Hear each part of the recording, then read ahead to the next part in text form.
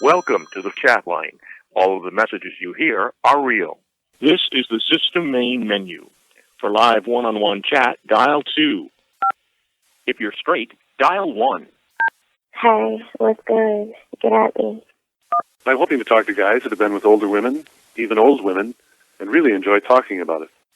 My girlfriend has a high sex drive, and she's a BBW, and more than that, though, I really can't keep up with her in the bedroom, and she likes to be abused. She's into being gagged and choked and slapped, and I'm not into doing those things to her or to any woman, and I'd be willing to set her up to get with a guy who she might be more compatible with and keep up with her. I'm definitely serious about this, willing to set her up any way possible, no BS. She's here in California, cute in the face, a little thick in the waist, big butt, really big boobs, really not into that, my preferences, but anyway, definitely serious, message back, interested, no BS. To hear that message again, press... I'm Bobby Paul. And I'm Jimmy Bartlett. And I'm just Jay Puppet. On today's show, we got the band Murder of Five. We got a story about a box. Bobby's ex-wife dances on stage with Prince. We have a story about a box. And we play the laughing game. And ROOFY gets yelled at. And the mayor steals all the signs. We got a story about a box. Don't say any potty words, because my mom is listening. We're back. Hey, everybody. It's next week. This show is dedicated to Prince's offspring. If there are any that are not aware that their dad is Prince, that your mom went backstage, not that we know of, but there's still got to be a little 4'2" Puerto Rican kid who really can play guitar walking around somewhere.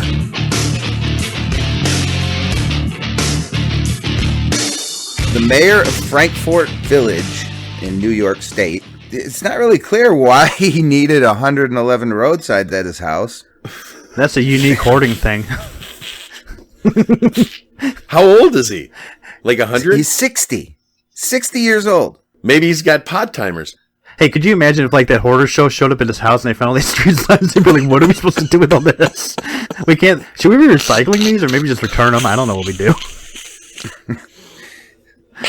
Everywhere he goes in his house, it's like before he enters the bathroom, there's stop signs, there's slow curve ahead. He's got street signs in his house. 6% grade.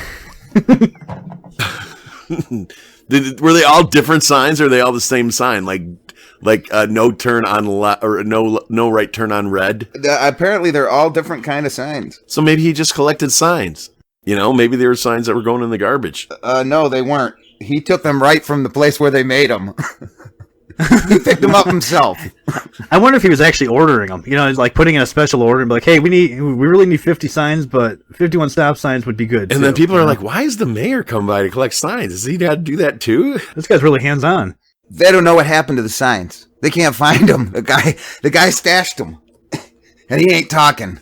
Oh, he's got like a little fort in the forest made out of street signs, man. Yeah. He's done something weird. You mean they weren't like at his house in his garage? They're just gone. No, they can't find them. They don't know what. I kind of thought maybe he was playing like police in his house and like pulling over the cat because he walked past the street sign. It says, "Where are you supposed to stop? You know why I pulled you over?" Maybe he was selling them to the next town over. The village has had no comment on the situation except that this guy, Morocco is his last name, that he'll continue to serve as mayor. Right. They don't give a fuck that he stole the signs. They're like, it's like when you kill somebody. If there's no body, there's no murder. So there's no signs, then he didn't steal them. You can't prove that. That's true. Or maybe he grew up with a cop that came to his house and said, it's John, a whole sign conspiracy. John, you need to get rid of these signs. Hey, guys, we need to have a band meeting here. We need to get ROOFY in the room. Hey, ROOFY, get in here. Jim, you've been writing down a whole list of things you got problems with. And you have too, Jason. Yeah. ROOFY, get in here. Ladies and gentlemen, it's ROOFY, our producer, our show producer. Hey, everybody. How's it going? Hey, ROOFY, when I come in the office in the morning, I ask you to have my Star Wars set up, Imperial on the left and Rebels on the right. And you got them all mixed up. You don't know what is what. And you're getting paid pretty damn good. I mean, there's not a lot of people who live at Lamb's Farm that are making $3.50 an hour. I'm expecting a lot more from you, big man. Well, I'm doing my best, but I need to refresh on the Star Wars hierarchy. Anything that is on the gray color scale is a bad guy, and anything that has earth tones in it is a good guy. It's really simple. I'm colorblind. Listen, tomorrow you get it correct, or every hour you work tomorrow, you owe us $3.50, which means you're docked, and the next day comes back to us. All right, I'm trying to do better. All right, Roofy.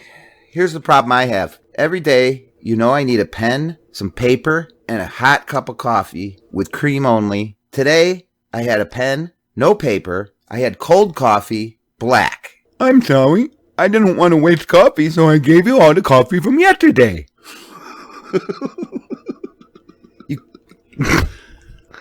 Roofy, are you paying attention? We got a brand new instruction for you, okay? I want you... Roofy. All right, go ahead. Okay, this is really important. Do you understand? Uh-huh. Okay. In the morning before the show, I want you to fluff me. Do you understand? No. Okay, Roofy, get back in there, get on the Urban Dictionary, look that up, figure out what you got to do tomorrow, okay? All right. Right away, boss. I'm just curious. If I remember this story correctly, I believe that your evening at the concert started with some oral gratification in the car. Oh, yeah, that always happened, though. All right, gentlemen, it is time for Name That Laugh. Right now, we're going to listen to 3 famous people laughs. And you, Jay, and Jim are going to guess whose the laughs belong to. Okay? All right. How many guesses do we get per laugh? 3. Let's say it. Whoever doesn't get 2 consecutive wrong gets to lead the Grand March at the end of the Bozo Show. Awesome. You get to hold the baton and lead all the kids out into the street of the WGN theaters. Okay? So if you get 2 consecutive in a row wrong, you lose. All right. Here is laugh number 1.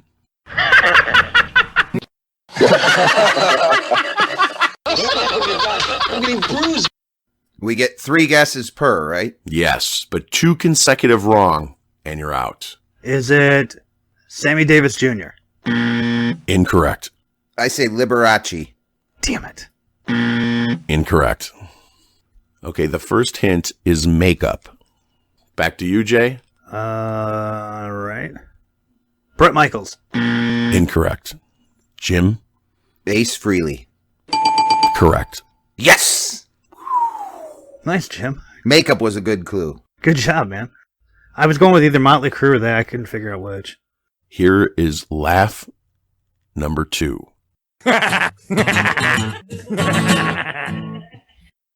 Jim, go first. Ooh, I recognize it, but I can't quite place it.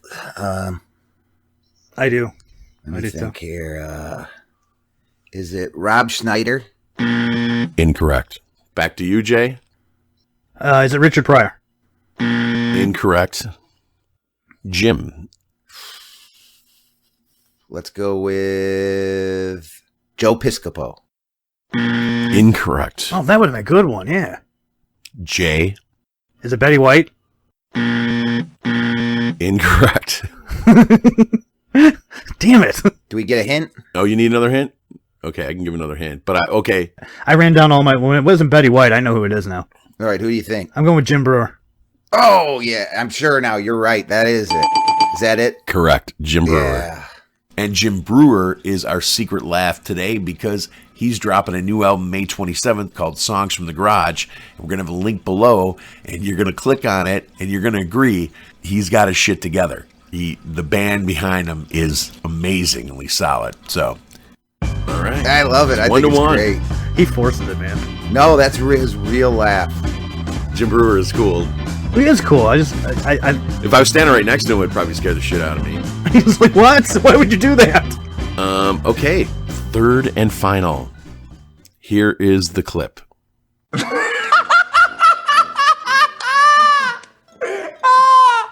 Jay, go first. Is it Gene Wilder? Incorrect. Jim? Eric Idle. Incorrect. Would you gentlemen like a hint? Yes. It is a comedian. That narrows it down. Thanks. You worked all day on that hint, didn't you? Mm-hmm. Is it Don? I'll give you another hint after you both guess once. Is it Don Knotts? Incorrect. Jim? Let's see Is it? I'll guess Donald Trump. Incorrect. Next hint. He is a blue blood. He's a Brit. Oh. I was gonna say Adam Sandler, but that ain't right. I don't know. Oh wait. Is it I'm lost. Jim? Is it Ricky Gervais? It is Ricky Gervais. Jim, you get to lead the Grand March. And you didn't even have to... I've been waiting for this all my life, dude. That's okay. Some way before the end of the show, Bozo is going to trick you out of it. They're so going to be confused over who's got the redder hair, you or Bozo. I had the extreme pleasure to meet up with a couple guys from Murder of 5. These guys rock. Live Metal Puppets, round 2. Hey, Roofy! Jeez, we gotta get this. Hey, Roofy! Yes? Roll the tape! We don't have any grapes. No, Roofy, not grapes. I said roll the tape. Oh, that's terrible. Who was raped? Roofy, roll the next segment. Oh, all right. Here we go, button. Push it now. Ready? 3, 6, 1. Roll the tape.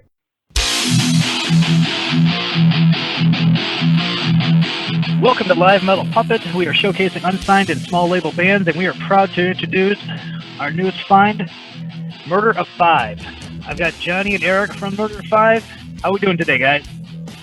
Doing good. Awesome. Cool. How long have you guys been playing together? With the members that we have today, we've probably been together for about 6 months.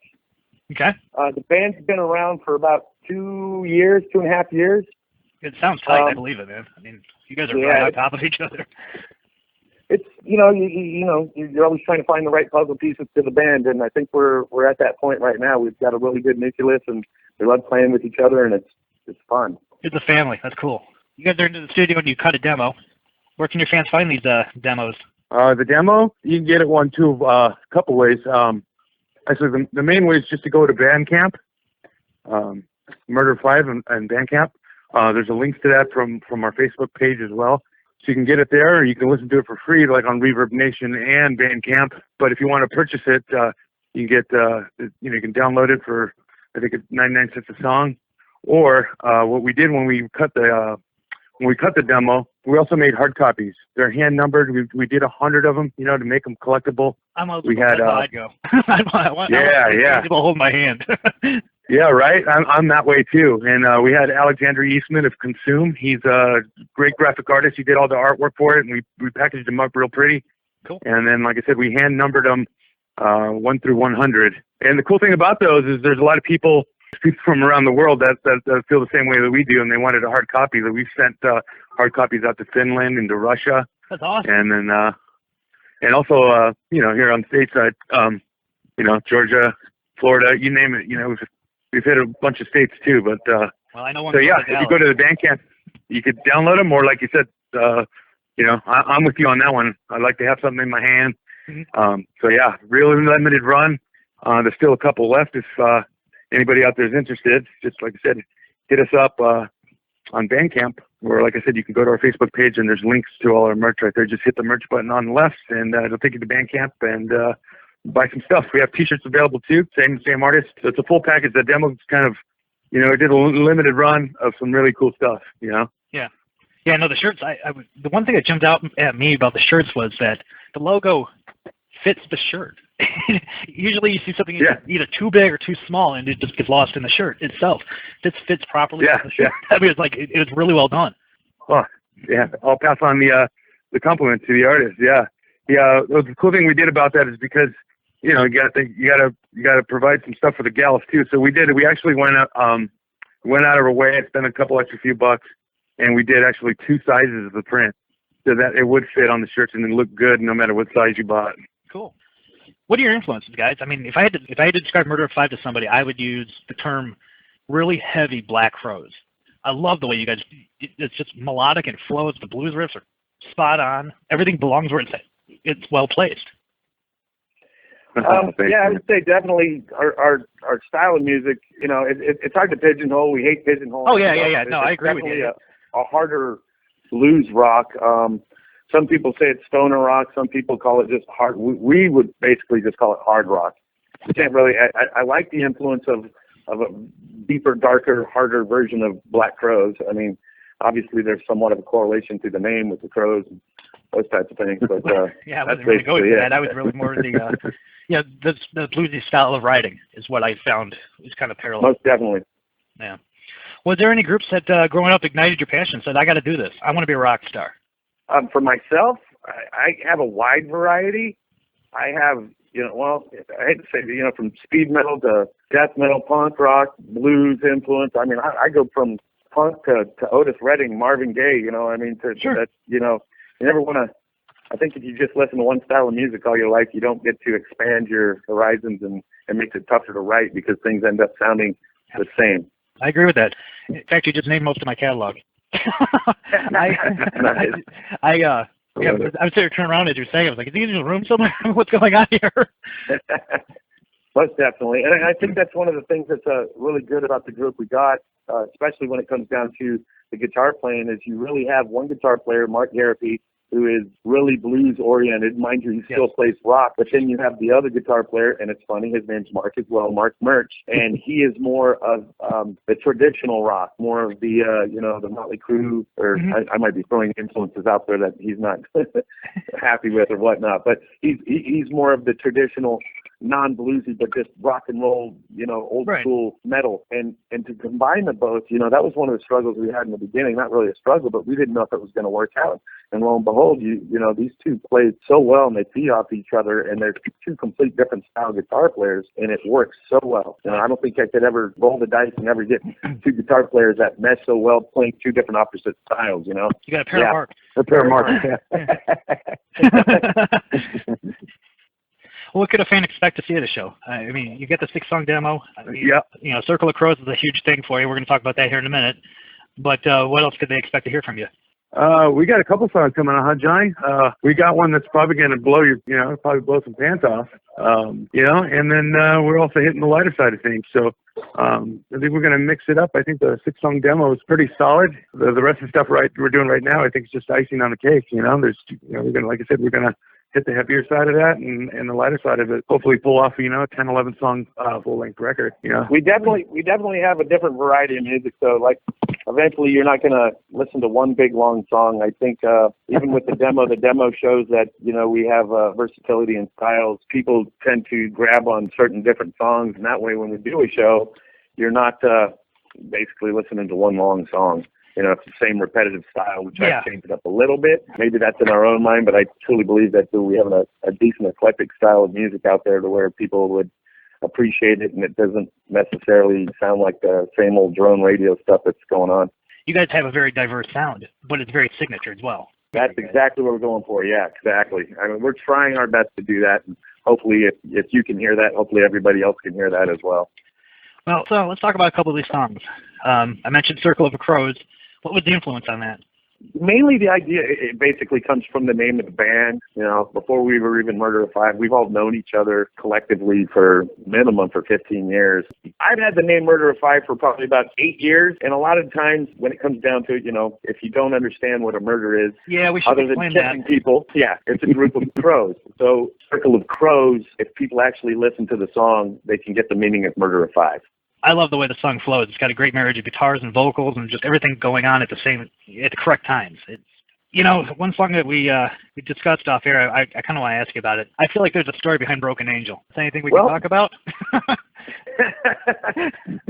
Well, you go through life, see how people do things in life, and and it's not necessarily one person, but in general, as we moved on, we've collectively known. I mean, you see people, and that was basically it. It was a reflection of people that that are good friends of yours, but you see certain things in life that you wish if you were a father or something, like, no, don't do that. Right. And that's kind of where it came from. Is there anybody you'd like to thank? Have you guys have been pushing you guys? Family stuff. This is your time to kind of do those show notes. First and foremost, I would definitely love to thank Rich Blitz at Blitzkrieg Records, Blitz Records. You know, to be honest with you, gave us that phenomenal sound that's coming through there, and it worked with us. And he was, you know, super guy. And I've recorded plenty of demos and CDs, and this is the best sounding one we've had, or for me at least, ever. And that's the guy I want to put out first for sure, because he makes it sound good. It's a really good production. Yeah, I concur. I'll let you guys go on with today, and I really appreciate you taking time, man. Oh, man, it's been our pleasure, man. Well, it's been our pleasure. It was fun. Definitely enjoyed being on your show. Would love to do it again, for sure, man. This has been very enjoyable for us.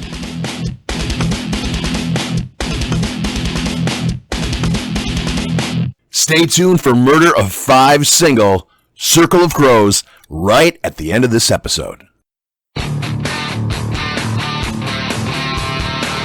When I was married to a stripper, we went to the Prince concert. We got tickets for the Prince concert, but then Prince's drummer's mom died. They rescheduled the concert. Prince gave everybody the Lotus CD. That's what year it was. What was that, like 2007 or something, 8? So everybody walked in the front door, got a copy of that. It was a really cool cover, a little bit different from the store version. And I'm a Prince fan, and my ex-bride's a Prince fan. So I happen to be very good friends with a city that he was playing in, and I got special tickets. I was sitting in the best seats in the house by far, because he had a round stage in the middle. And I was on the guitar side, where his Prince's side, really, that was his dressing room underneath the stage, and then his guitarist tech was sitting there. And during the show, the guitar tech starts getting screamed at by Prince. Like Prince, every single time Prince comes to the side of the stage to give him a guitar, which seemed to be every song, which could have been part of the deal, or maybe it was not part of the deal. And maybe Prince was pissed about the guitar. And I just see Prince got his finger in the guy's face, screaming his freaking head off. But that's not the interesting part. Boy, you supposed to have these things strung, right? They're out of tune. It was a young white kid. So that same... What'd I tell you, honky boy? I know, there's no way he talks like that. It's just like funny to me. Everybody on the tour calls him Honky Boy, because he's the only white guy on the tour. Oh, Honky Boy! But they have to have at least one white guy on the tour. Why did I take this job? I'm on the road with these people nonstop, and they do nothing but Honky Boy. Honky Boy. Honky Boy. Yeah, they put him in the driver's seat whenever the bus gets pulled over. Get the white boy! Hey, get the white boy! Put him in it! We're getting pulled over! Okay, honky boy, time to go to work. So anyways, my point of the story is like 2/3 of the way through the concert, or whatever, 80% of the way through the concert, the guitar tech comes up to my row, and we are on the end or one away from the end, and he takes my wife's hand and starts walking her down, tries to start walking her down the stairs. And I scream at the top of my lungs because I'm in a Prince concert. I go, "What are you doing touching my wife?" He goes, "I'm bringing your wife to the stage. She's going to dance on stage." Now, Prince has been yelling at me to bring this hot chick up on stage. He's pointing at me and screaming, "I have to do it. Please don't let me lose my job." And then I turn to my ex-wife and I say, "So you're sucking Prince tonight?"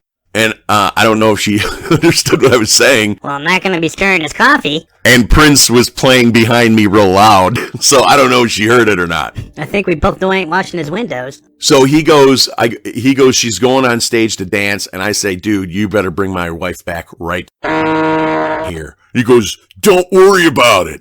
No. I think the exact line was, "You better bring her back exactly the way I just gave her to you." Yeah. So she goes up on stage along with like 3 other girls, and she literally is up there dancing for the rest of the concert. Like the last 6 songs of the concert, she was up there. Is she a good dancer? She was a stripper. I guess she's a stripper. Yeah. She must be. That's a requirement. Was there a pole up there? I mean, no. You kind of have to have a prop, I think. No, but here's the interesting thing. My ex-bride was not in really, really high heels because she was going to a concert and she knew she was going to be walking upstairs. And Prince stood next to her so many times, and she was 5'6", 5'4", 5'6". She was towering over Prince. But every time Prince would go up to her and lean up on her or touch her or go near her, she would get that look on her face. That means she wants this guy. And I know that face because I used to see that face when she used to want to me. And Bobby's over there going, stranger danger, don't do it. And 20,000 people in the audience are watching. Clearly, they can tell by her face that she wants to have sex with this tiny little Puerto Rican man. I don't think there's anyone in the world, though, that wouldn't have sex with Prince. I would not have sex with Prince. And if we did have sex, he would definitely be the bottom. Yeah, he would have to be. He couldn't even climb up on the back of me. He's so tiny. He couldn't. Give him a step stool. Yeah, so I got my wife back in one piece.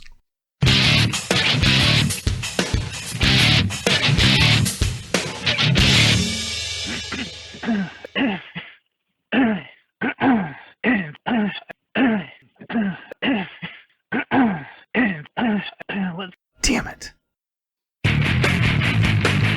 I was perusing the internet and I found this story, but this actually had kind of a double meaning for my family as well, because we kind of lived this. The ad's entitled free toilet box to terrify children on Christmas. I've just installed a new toilet. I have a big sturdy box that's left over. Would be great for moving or maybe just putting your kids' Christmas presents in. Imagine the excitement building with such a huge box and just waiting for them under the tree, only to have it dashed when they rip open the paper and see a picture of a toilet on the front of this thing. Just watch their faces go blank as they figure out that this is a trick, and then they get excited as they open it up and see that it was actually filled with all their stuff. So this guy's suggesting to use it for that purpose? He's just trying to get rid of a box? Yeah. Yeah, he's just giving it away. He's come up with a really good idea for some very unimaginative people. See, I'm one of those guys that looks at a box and I say, that's a great box. I'm keeping that box. And then I think about how old, that's an old man thing. Well, I mean, remember how fun a refrigerator box was? Oh, yeah. Yeah, remember when you'd play in a refrigerator and one kid would get closed in and die? That was fun. Yeah. That was the 70s. I loved the 70s. Yeah, everybody was so much more durable in the 70s. So let's get back to my story, though. My sister and I had a very similar experience. Only thing was that my parents didn't put anything under the tree. And they had these two big boxes, and what they did was they waited until Christmas night or Christmas Eve to wrap these things up after we went to bed.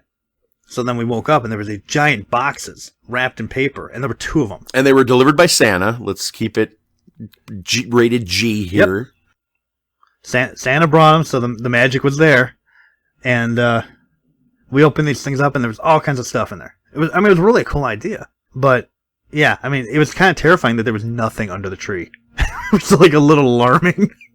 Well, Jay, that's how I gave your gift for her birthday to my kid. And Jim, tell Jay what your wife said, and tell Jay what she did when she opened the box. That she didn't do at any other point in the evening. All right, I'll send you all the pictures, by the way. Cool. She opens the box, and each time she takes something out. No. As soon as the box opened, she did something specific. What was it? She screamed. Yeah, but then the face in the picture is classic. She's making all of these faces like, so as she's opening it and taking, one fabulous wrestling gift out after another, and she's making all these faces, my wife leans over to me and goes, after Jay's given her this gift, everybody else's gifts are going to look like crap. She's a sweet kid. She deserves to have a happy birthday. A very happy birthday. Yeah. And well, I know she did. Her dad threw a hell of a party. And then afterwards, we all hit each other with folding chairs.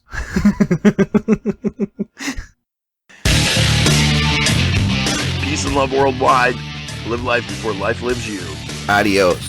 Goodbye, everyone. Damn it. Hey, Live Nude Puppet fans, go to livenudepuppets.com to get your Live Nude Puppets t-shirt. We got one for $9.99. We got one for $12.99. We got double-sided, you name it. But our fans come first, the lowest prices in t-shirts, and the only t-shirt that gets you laid. Damn it.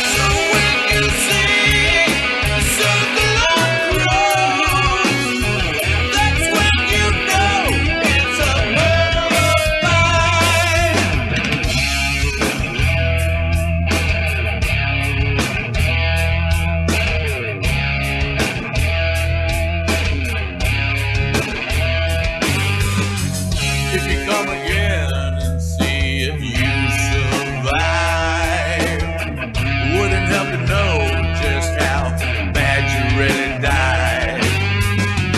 So a time will come that will make you see.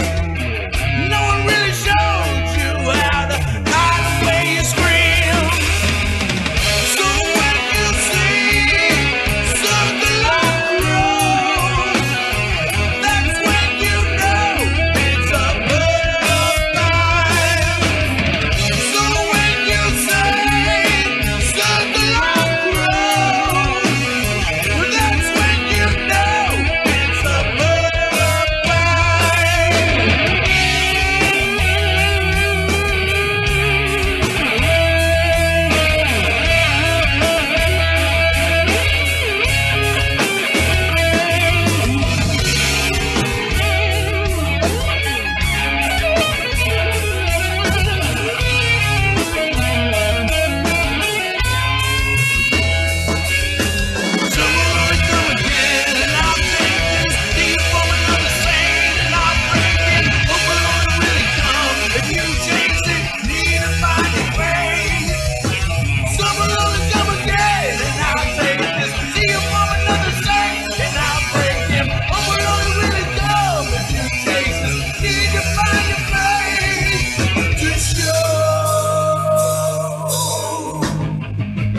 walking on.